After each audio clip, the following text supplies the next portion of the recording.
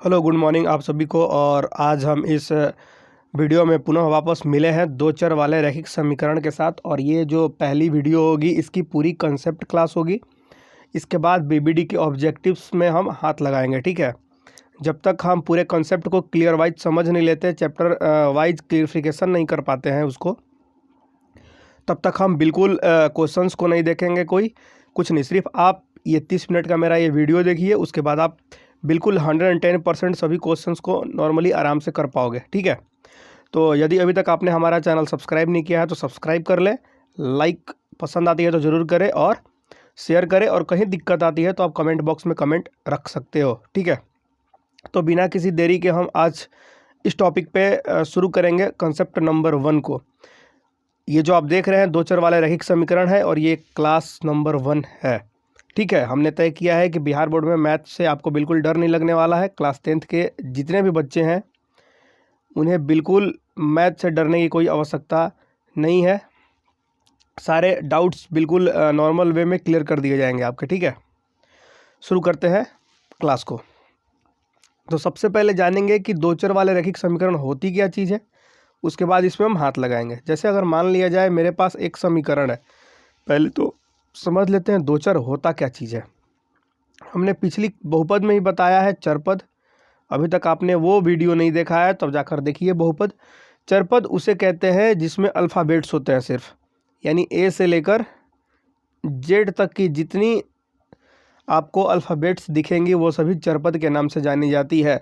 और मैथ में हमेशा चरपद को छोटे वाले अक्षर से लिखा जाता है। जब भी हम लिखेंगे उसे स्मॉल लेटर से ही लिखेंगे ज़्यादातर क्वेश्चंस में। हाँ, कैपिटल लिख सकते हैं, कोई दिक्कत नहीं है, लेकिन स्मॉल का ही प्रयोग ज़्यादा होगा, ठीक है। जैसे हमने एक समीकरण लिखा x प्लस वाई बराबर 5, ठीक है। एक और समीकरण लिखा 2x प्लस 10y बराबर 15, ठीक है मेरे भाई। तो हमने इसमें यह चीज़ गौर किया है कि इसमें एक चर x है और दूसरा चर y है। आपको दिख रहा होगा एक चर x है और दूसरा चर y है। इसमें आपको दिख रहा होगा एक चर x है और दूसरा चर y है। कहने का मतलब इसमें एक और एक कितने समीकरण कितने आ रहे हैं, चरपद 2। इसीलिए ऐसे इक्वेशंस को हम हमेशा कहेंगे दो चर वाले रैखिक समीकरण। ये सभी कहलाएंगे दो चर वाले रैखिक समीकरण। क्यों कहलाएंगे, क्लियर हो गया बात? क्योंकि इसमें दो चर पद आ रहे हैं, एक एक्स और दूसरा वाई, क्लियर है। और भी अनेकों एग्जाम्पल्स हम ले सकते हैं। अगर हम कहें कि अगर हमने लिखा यहाँ 2m 1 second 2m plus 5n बराबर 16, तो इसमें भी दो ABCD के अक्षर आ रहे हैं। देखिए यहाँ पर एक आ रहा है m और दूसरा आ रहा है n, तो हम कहेंगे कि यहाँ भी दो चर वाले समीकरण ही ये है, ठीक है। तो ये सभी कहलाते हैं दो चर वाले रैखिक समीकरण जिसमें दो चर पद होते हैं, क्लियर है। आगे कंसेप्ट नंबर 1 समझेंगे, सबसे आसान। सभी चीज़ों को बिल्कुल बारीकी से समझने का प्रयास करेंगे ताकि मैथ में एक भी डाउट्स ना उठ पाए, है ना। एग्ज़ाम हॉल में जब भी बैठे नॉर्मल वे में सारे क्वेश्चंस को लपेट दें। चलिए शुरू करते हैं। स्टेप नंबर 1 तो अब क्लियर हो गया। स्टेप नंबर 2, हमारे पास जब भी समीकरण रहेगा दो रहेगा, क्योंकि हम जितने भी दो चर वाले रैखिक समीकरण में क्वेश्चंस बनाएंगे, प्रश्न बनाएंगे, उसमें अगर ग्राफ की बात करें तो उसमें दो रेखाएं होंगी। एक पहला तो एक्स अक्ष होता है और दूसरा होता है वाई अक्ष। इसमें हमेशा दो रेखाएं होंगी, ठीक है। एक ऐसे जाएंगी, एक काट देगी, या हो सकता है समानांतर जाए, या हो सकता है कि वो समपाती हो। कहने का मतलब कि एक ही पर दोनों रेखाएं मौजूद हो, ठीक है।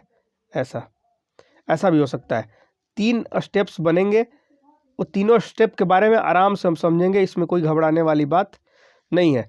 तो दो रेखा का मतलब समीकरण कितने बनेंगे, दो बनेंगे। जब भी क्वेश्चन मिलेगा उसमें समीकरणों की संख्या होगी 2। इसके लिए आप बिल्कुल निश्चिंत रहिए। चलिए देखते हैं कैसे। शुरू करते हैं।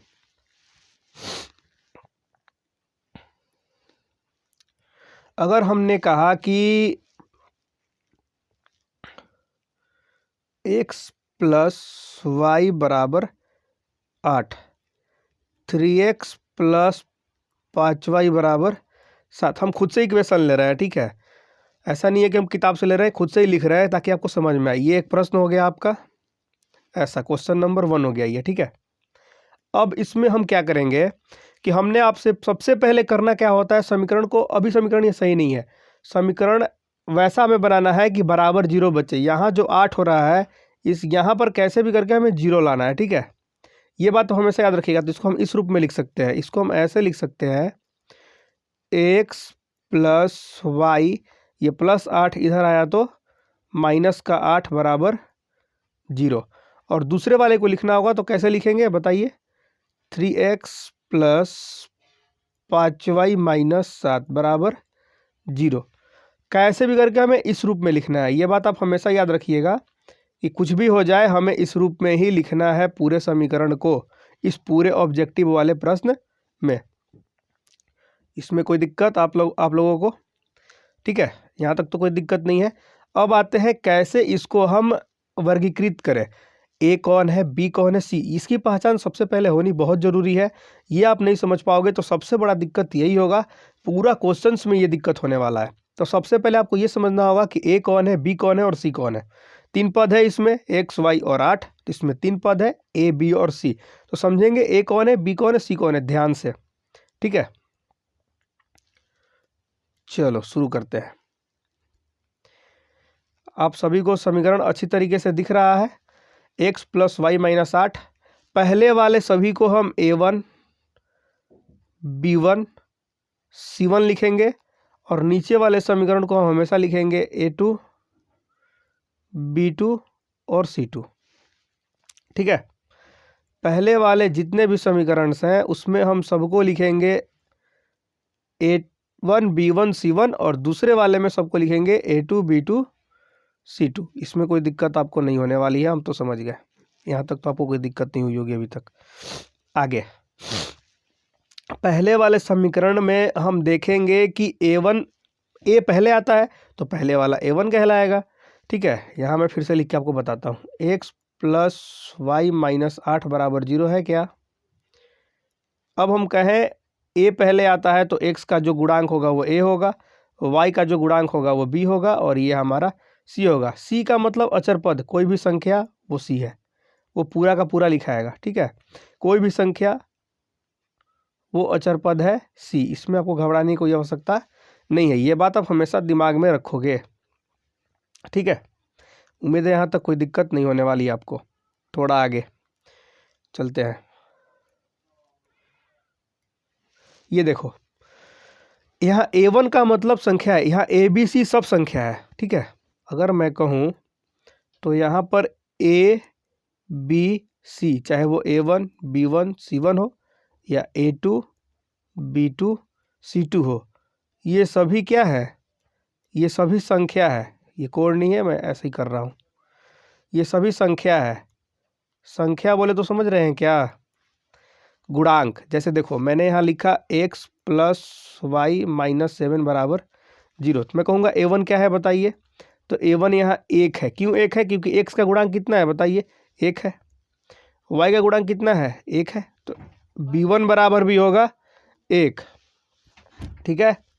c1, अब c1 की बात करें तो c1 हम बताए हैं कि c जो होता है वो अचर पद बोले तो संख्या होता है, तो चिन्ह के साथ सबको लिखना है। ये सब प्लस में था, एक एक, इसीलिए मैंने सिर्फ यहाँ 1 लिखा है। अगर ये माइनस में होता तो इसका चिन्ह जरूर देता मैं, ठीक है।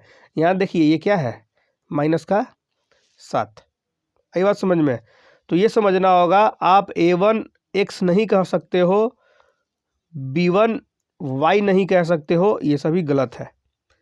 आई बात समझ में। यहाँ पर a b c सभी संख्या है, x का गुणांक लिखना है, x का कितना में गुणा हुआ है। अगर मान लो यहाँ दिया रहे 2x प्लस 5y माइनस 8 बराबर 0, चलो थोड़ा सा इसको और समझाने के लिए कुछ कर देते हैं, यहाँ माइनस लगा देता हूँ मैं।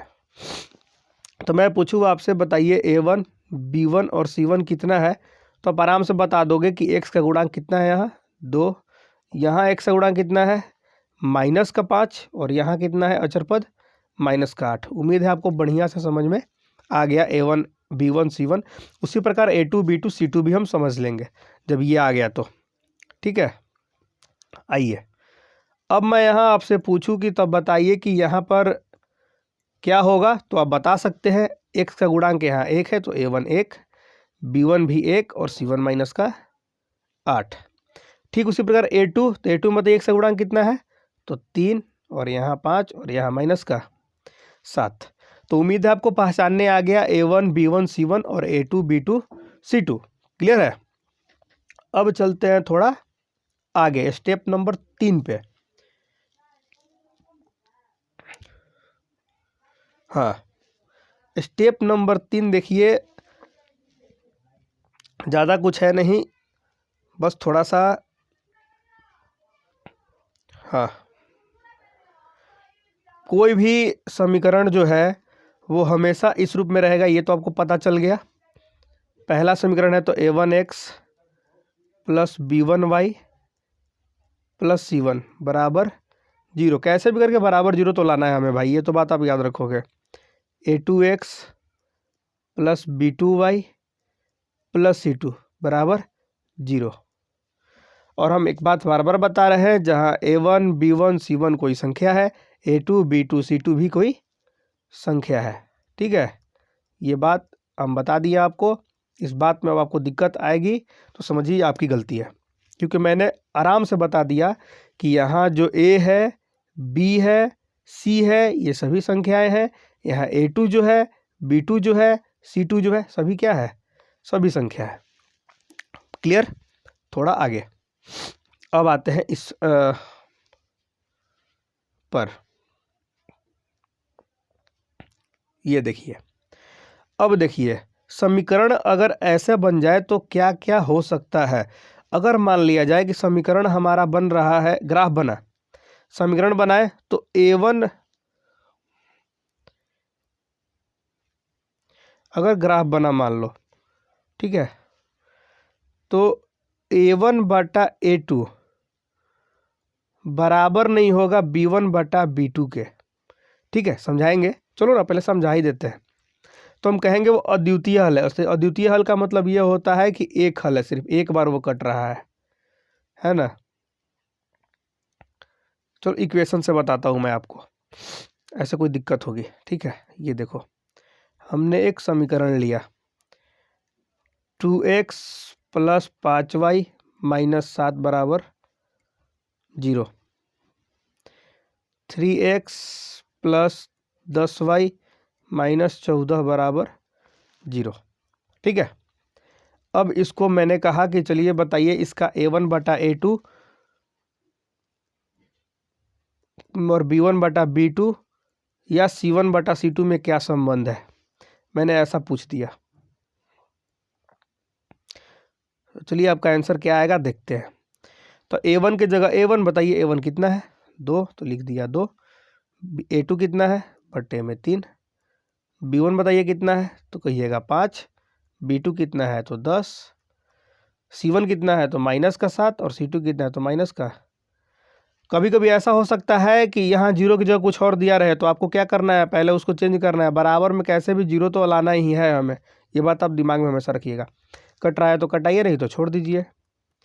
5 दूना 10, 7 दूना 14। देखिए, तो आपको देखने को एक चीज़ मिल गया होगा कि 2/3 बराबर 1/2, और ये यहीं पे बराबर नहीं है तो आगे चेक ही नहीं करेंगे।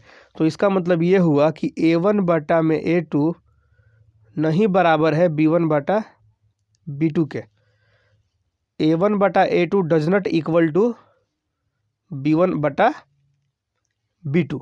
ठीक है, तो जब ऐसा आएगा तो हमें खुद समझ लेना है कि इसका सिर्फ एक ही हल है, अद्वितीय हल है। कहने का मतलब सिर्फ उसका एक हल है, बस एक हल। बोले तो ग्राफ पे कहीं एक जगह वह कट रहा है। अगर ऐसी कोई ग्राफ जारी है तो एक ऐसा कट रहा है, कहाँ पर, मात्र एक ही जगह पर, यहाँ। ठीक है, इसके एक ही हल होंगे। क्लियर है बात, समझ में आपको आ गया। a1 बटा a2 आप नोट्स बना सकते हो, आपको दिक्कत आएगी तो बस यही थी कि यदि ग्राफ पर a1 बटा a2 बराबर नहीं होता है b1 बटा b2 के, तो हम कहेंगे कि वो उसके एक हल है, यानी कि अद्वितीय हैं। ये भी बात याद रखना, क्वेश्चन पूछ देता है कि बताइए ग्राफ के अद्वितीय हल कब होते हैं, है ना। ऐसा क्वेश्चन आता है, बताइए अद्वितीय हल कब संभव है, अद्वितीय हल कब संभव है? तो अद्वितीय हल तब संभव है जब a1/a2 does not equal to b1/b2। अद्वितीय हल कब संभव है? जब a1/a2 नहीं बराबर होगा b1/b2 के, तभी संभव है अद्वितीय हल उसके। उम्मीद है यहाँ तक आपको ये समझ में आ गया। अब आते हैं स्टेप नंबर 2 इसका, ये हो गया। अब इसका नेक्स्ट पार्ट देखते हैं। अगर ऐसा भी संभव तो हो सकता है कि a1/a2 बराबर होगा b1/b2 के, लेकिन नहीं बराबर होगा c1/c2 के। चलो दिखाते हैं यहाँ पे आपको।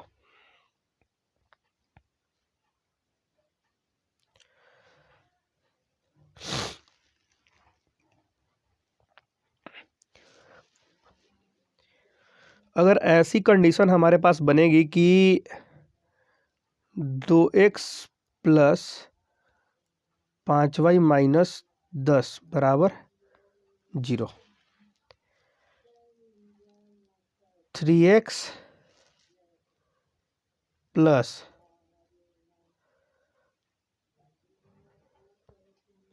नहीं 4x प्लस 10y माइनस 15 बराबर 0। अगर मैं आपसे कहूँ, चलो बताओ फटाफट a1 a2 b1 b2 c1 c2 सब बताओ, तो बता दोगे क्या?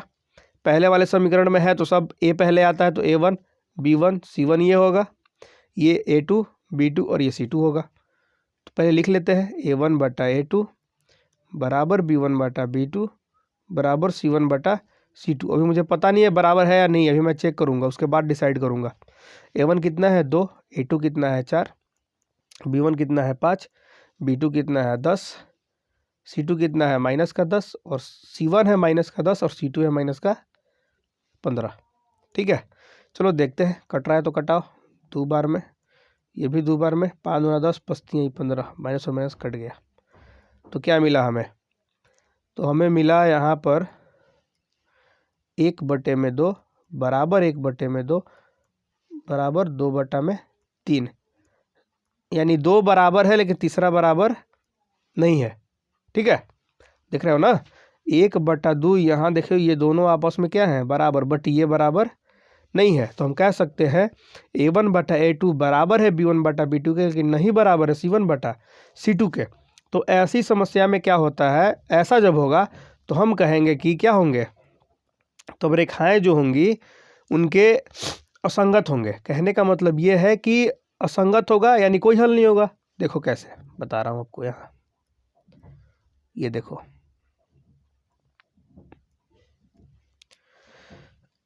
एक भी हल नहीं होगा। एक भी हल कहने का मतलब ये है कि दोनों रेखाएं समानांतर जाएंगी। रेखाएं कैसी होंगी? समांतर होंगी। समांतर क्यों होंगी? क्योंकि उससे कोई हल, 1 सेकेंड, रेखाएं कैसी होंगी? समांतर। जब कटवे नहीं करेगा तो आंसर ही नहीं मिलेगा, तो असंगत कहलाएगा। क्या कहलाएगा? ऐसा भी क्वेश्चन पूछता है, बताइए कि किस कंडीशन में रेखाएं असंगत होती हैं। ठीक है, तो हम कहेंगे असंगत तभी होगा जब a1/a2 बराबर होगा b1/b2 के, लेकिन नहीं बराबर होगा c1/c2 के। तो रेखाएं जो होंगी वो समानांतर होंगी या असंगत होंगी। आई बात समझ में? उम्मीद है बहुत अच्छी तरीके से आप समझ चुके होंगे इन सब बातों को। 2 स्टेप हमें मिल चुका है, हमने 2 स्टेप पता कर लिया। पहला स्टेप हमारा था a1/a2 बराबर नहीं होगा b1/b2 के, तो अद्वितीय हल होंगे, यानी कि एक हल होंगे, कट जाएगा एक जगह। दूसरा हमने सीखा है a1/a2 बराबर तो है b1/b2 के, लेकिन नहीं बराबर है c1/c2 के। तो वैसी कंडीशन में कहेंगे रेखा समानांतर है, यानी कि उसके हल एक भी नहीं होंगे, कोई हल नहीं होगा। इसका मतलब क्या है? कोई हल नहीं है।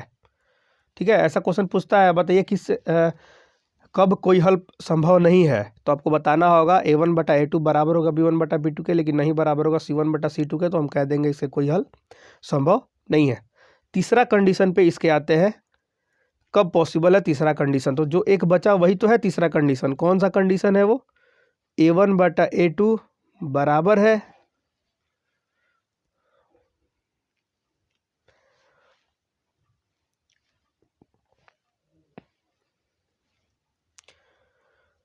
B1 बटा B2 के, और ये भी बराबर है C1 बटा C2 के। कब संभव है ऐसा? चलो ग्राफ से देखते हैं, समीकरण से। 2x प्लस 5y प्लस 10 बराबर 0। 4x प्लस 10y प्लस 20 बराबर 0। अगर ऐसा हमने लिखा तो इसका मतलब ये है कि A1 बटा A2, यानी A1 है 2 और A2 है 4, बराबर B1 है 5, C1 है 10, B2 है 10, C1 है 10 और C2 है 20। कटाओ, 2 बार में गया, ये भी 2 बार में, ये भी 2 बार में, यानी क्या मिला हमको? 1/2 बराबर 1/2 बराबर 1/2, यानी तीनों आपस में क्या है? बराबर है। तो अब हम कहेंगे कि यहाँ पर तीनों समीकरण आपस में क्या है? बराबर। A1 बटा A2 बराबर है B1 बटा B2 के, और बराबर है C1 बटा C2 के। तो ऐसी स्थिति तब संभव होती है जब रेखा समपाती हो। कहने का मतलब है कि एक ही रेखा पर एक रेखा बन रहा है, 2 रेखाएं बन रही हैं जो उसी रेखा पर है ना। तो इसके अनेक हल हैं। देखो कितना कट रहा है, बहुत कट रहा है। इसके बहुत सारे हल हो सकते हैं। तो यहाँ लिखेंगे अनेक हल है। अनेक हल कब कह सकते हैं? जब तीनों आपस में क्या होगा? बराबर। A1 बटा A2 बराबर होगा B1 बटा B2 के, और बराबर होगा C1 बटा C2 के। तो हम कहेंगे इसके अनेक हल होंगे। अपरिमित रूप से अनेक हल होगा, क्योंकि सभी एक ही रेखा बन रहा है। तो बहुत सारे कंडीशन उत्पन्न हो सकते हैं, बहुत सारे आंसर मिलेंगे हमको। तो उम्मीद है आप यहाँ तक बहुत अच्छी तरीके से समझ पाए होंगे। ठीक है, इसके अलावा इसमें कुछ एक्स्ट्रा नहीं है। बस 1-2 एग्जाम्पल्स कर लेंगे ताकि डाउट्स हमारे क्या हो, क्लियर हो जाए। देखिए, जैसे कि ये समीकरण मैंने दिखाता हूँ आपको। यहाँ देखिए समीकरण दिया हुआ है, यहाँ पर देखो, यहाँ 2/20 आ रहा है, 0/20 आ रहा है। तो यानी कि यहाँ पर क्या हो रहा है? A1 बटा A2 बराबर नहीं है B1 बटा B2 के, मतलब कि एक जगह कहीं प्रतिच्छेद कर रही है, इसलिए इसके एक हल होंगे। इसका अगर मैं ग्राफ बनाऊँ तो इसका ग्राफ ऐसा बनेगा। देखो एक जगह कट रहा है यहाँ पर, इस वाले पॉइंट पे। दूसरा देखो ये वाला, इसमें क्या हो रहा है कि तीनों बराबर है आपस में। देखो कटाओ इसको, 1/2, इसको भी कटाओ 1/2, और इसको भी कटाओ 1/, यानी 1/2 बराबर 1/2 बराबर 1/2। तो देखो संपाती रेखाएं हैं, मतलब एक ही पे बन रहा है बार बार, है ना। एक ही पे दोनों ग्राफ बन रहा है। तो हम कहेंगे अपरिमित रूप से इसके अनेक हल होंगे। ये देखो 2 बराबर है, तीसरा बराबर है नहीं है। तो रेखा कैसी है? समानांतर है, और समानांतर है तो इससे कोई हल नहीं है। जब कटवे नहीं करेगा तो कहाँ से आंसर मिलेगा? आंसर मिलवे नहीं करेगा, इसलिए कहेंगे इससे कोई हल नहीं है। उम्मीद है आपको बहुत अच्छी तरीके से समझ में आ गया होगा। 1-2 एग्जाम्पल ले रहे हैं और देखते हैं, आप कमेंट करो कि आपको समझ में आया या नहीं आया। एग्जाम्पल के तौर पर अगर मैं पूछता हूँ C1 क्या है, B1 क्या है, वैसे क्वेश्चंस आते हैं एग्जाम में। ठीक है, चलो मैंने लिखा 2x प्लस 5y बराबर 8, 3x प्लस 7y माइनस 6 बराबर 0। अब मैं कहूँ इसमें बताइए कि A1, A2, B1, B2, C1, C2 क्या क्या है। चलो अगर आपको समझ में आ गया है तो वीडियो को पॉज करो यहाँ पर, और इसका आंसर फटाफट कमेंट करो। सोचो मन में क्या क्या आंसर हो सकते हैं इसके। 1 मिनट में 20-25 सेकंड में आपको टाइम देता हूँ सोचने का। चलो बताओ क्या होगा इसका आंसर।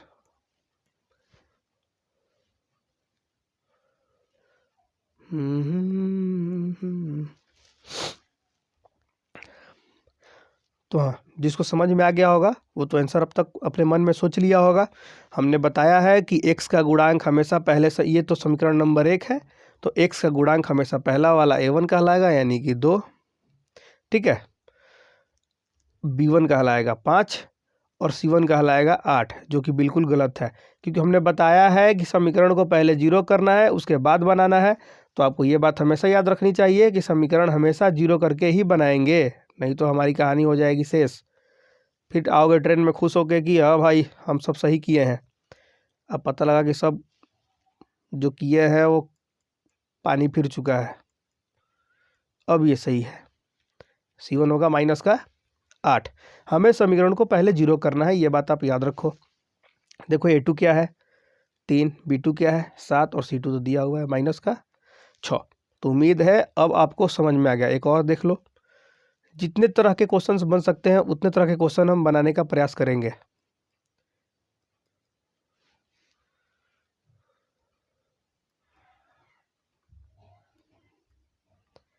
चलो, इसमें कह दिया A1 बताइए, A2 बताइए, B1 बताइए, B2 बताइए, C1 बताइए, C2 बताइए।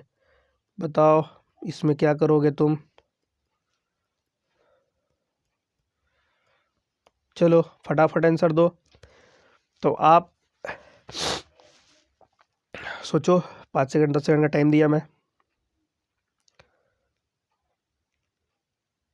अब ये बहुतों के आंसर गलत आ रहे होंगे, ये मेरा पर्सनल एक्सपीरियंस है। ये देखो, पहले वाला समीकरण ये है, 0 आ रहा है, यानी कि सभी ठीक है अभी तक। A1 है यहाँ 3, B1 का मतलब क्या होता है? कोई B1 यहाँ 6 भरा होगा, सबसे बड़ा महामूर्ख वो इंसान होगा। B1 का मतलब y का गुणांक। बताओ y कहीं है इसमें?